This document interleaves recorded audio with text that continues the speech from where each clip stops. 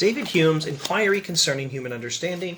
We are reading from section 4, which is about skeptical doubts concerning the operations of the understanding. Section 4, part 1. Hume says, "It may therefore be a subject worthy of curiosity to inquire what is the nature of that evidence which assures us of any real existence and matter of fact beyond the present testimony of our senses or the records of our memory."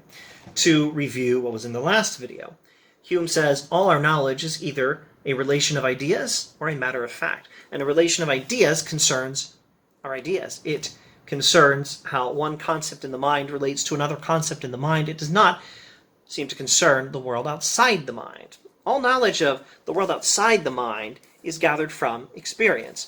And so, it may therefore be a subject worthy of curiosity, fancy language for it might be important and worth looking into, to inquire what is the nature of that evidence which assures us of any matters of fact, except, of course, the present testimony of our senses or the records of our memory. Well, maybe you can take those.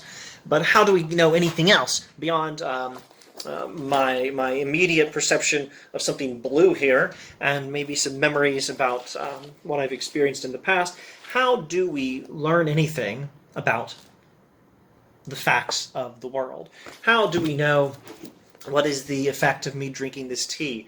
How do we know what is the effect of anything? How do we know how gravity works? How do we know what will happen if I drop this tape roll? How do we know what's going to happen? We thought we did know. We knew it was going to fall, didn't we? Well, how did we know that it was going to fall? Did we actually know it, says Hume? And in fact, we did not. And let's see why. The thing about matters of fact is most of what we learn about them depends on causality, which is to say the principle that there is such a thing as cause and effect in the world.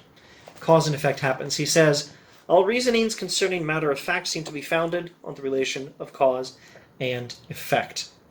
It's by assuming that causality works, that cause and effect happens in the world, that we learn most of what we know about the world. This is how we are able to conclude from having observed that when I dropped this thing, it fell, this tape roll, and when I dropped this pen, it also fell. When I dropped this Nietzsche book, it also fell.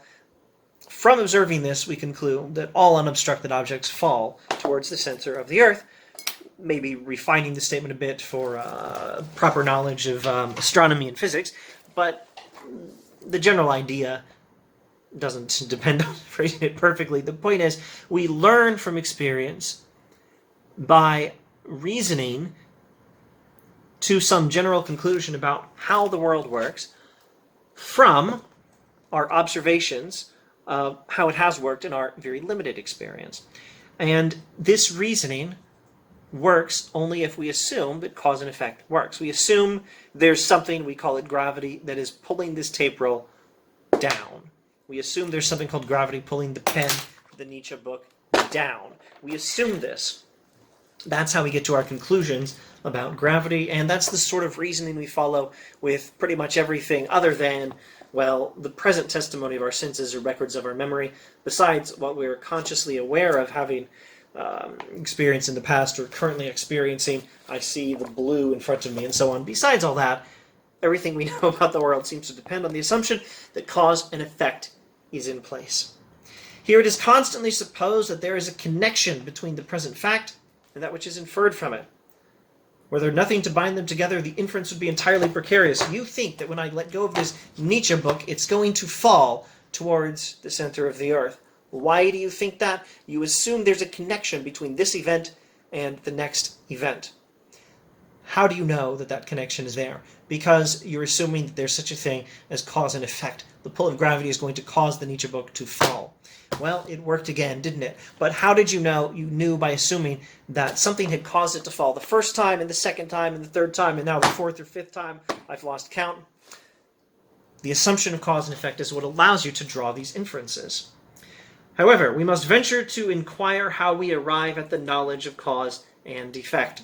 I shall venture to affirm, says Hume, as a general proposition which admits of no exception, that the knowledge of this relation is not in any instance attained by reasonings a priori, but arises entirely from experience. And we find that any particular objects are constantly conjoined with each other, or any particular event. The event of me dropping the book and the event of the book falling towards the center of the earth, well, they always seem to be connected. So, well, they always seem to be conjoined. One always follows after the other, and so we assume that they're connected. Me dropping the book caused it to fall, or, well, if you want to get a little more precise, me dropping the book removed the obstruction so that gravity caused it to fall. We assume that there's a cause and effect relationship connecting one event to the other, and that's why it's always happened in the past, and also why it's going to keep happening in the future. You think it's about to happen again, don't you? Well, how do you know that? Well, it's not by a priori reasoning, which is to say reasoning independently of experience.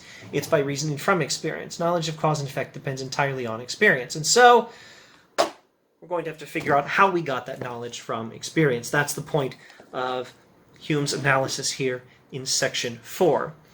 Knowledge of causality depends on experience, and it's crucial to note that one event does not include the next event. The idea of one event does not include the idea of the next event. Then we would be reasoning a priori.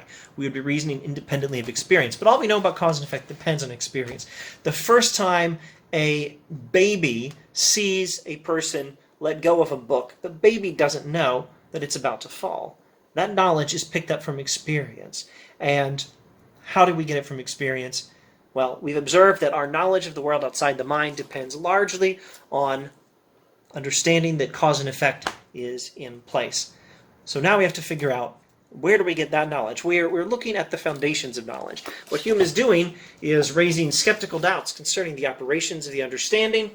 He's trying to study the foundations of knowledge, and perhaps a better phrasing would be critique the foundations of knowledge. Knowledge of the world outside the mind depends on causality, and now he wants to know, where do we get that knowledge from? Knowledge of causality, well, we get it from experience. But how do we get it from experience? That's the next question.